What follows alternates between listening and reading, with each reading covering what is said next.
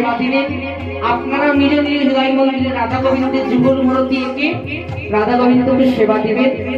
আর রাধা রানী বলেন, সখীরে তোদের যদি আজ্ঞা পায় প্রাণনাথের বামে যায়।